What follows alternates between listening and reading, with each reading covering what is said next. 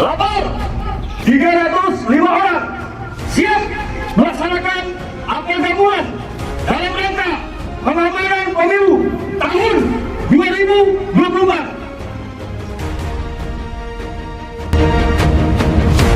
Pada kesempatan pagi hari ini kita melaksanakan apel kesiapan dalam rangka pengamanan pemilu. Bismillahirrahmanirrahim. Assalamualaikum warahmatullahi wabarakatuh.